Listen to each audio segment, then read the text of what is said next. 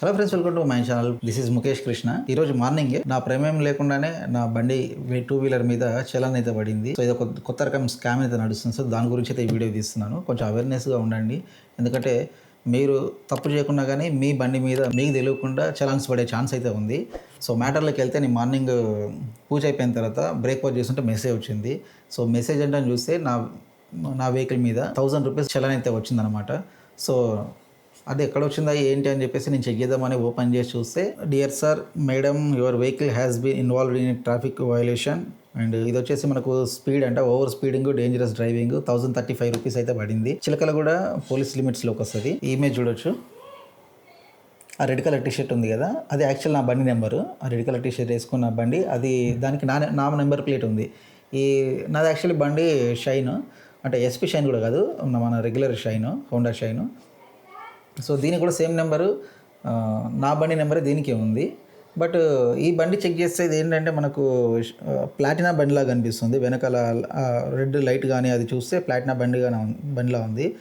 మామూలుగా మనం చూస్తుంటాం మన బండి నెంబర్ ఏదైతే ఉందో ఆ నెంబర్ వేరే వెహికల్స్ కూడా ఉంటుంది. బట్ ఏంటంటే మధ్యలో డబ్ల్యూపీ సంథింగ్ ఈ నెంబర్స్ చేంజ్ అవుతుంటాయి, లేకపోతే డిస్ట్రిక్ట్ కోడ్స్ చేంజ్ అవుతుంటాయి. బట్ ఇదేంటంటే నాకు ఎగ్జాక్ట్ నా నెంబర్ ఏదైందో అదే నెంబర్ ఇక్కడ ఉంది. సేమ్ నెంబర్ ప్లేట్ మీద ఉండడం వల్ల చలన్ అయితే పడింది. వీళ్ళు దొంగతనంగా నెంబర్ ప్లేట్స్ ఫిక్స్ చేసుకొని ఈ విధంగా చేస్తున్నారా, లేకుంటే మరి నెంబర్ ప్లేట్ ఒకటే నెంబర్ ప్లేట్ ఇది వీళ్ళకి ఇస్తున్నారా అనేది అర్థం కావట్లేదు.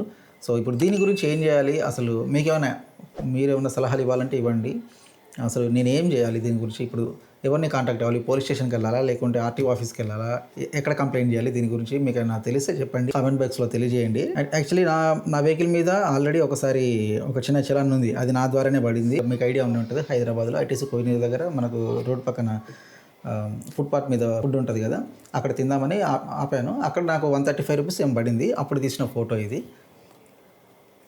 చూడొచ్చు. నా బండికి బ్యాక్ సైడ్ ఇండియన్ ఆర్మీ ఉంటుంది, ప్లస్ మన బండి సైడ్కి డిక్కీ ఉంటుంది. ఇది ఎక్కడ మిస్టేక్ అయింది ఏంటి, ఇది లొకేషన్ వచ్చేసి IRISCT. ఇది లొకేషన్ కొడితే మనకు నియర్లీ తార్నాక దగ్గర చూపిస్తుంది. అక్కడ ఈ చలన అయితే పడింది. మరి వీడియో దొరికితే మాత్రం పట్టుకొని తందామని రెడీగా ఉన్నాను నేనైతే. నా బండి నెంబర్ ప్లేట్ పెట్టుకొని పొద్దు నన్ను ఇరికించడం ఏందో, నాకు ఆల్రెడీ పాస్ట్లో ఏం జరుగుతుందో మీకు చూపించా. అది ఇంకా పూర్తి కూడా కాలేదు. పోయి మళ్ళీ ఇదొక ఇష్యూ అయితే అవుతుంది మళ్ళీ. సో ఫ్యూచర్లో ఇదేమన్నా మేజర్ ప్రాబ్లం అయ్యే ఛాన్స్ ఉందా మనం వదిలేస్తే, లేదంటే పర్లేదు తర్వాత వాడి తీసేస్తాడు అనుకొని మనం లైట్ తీసుకోవచ్చా?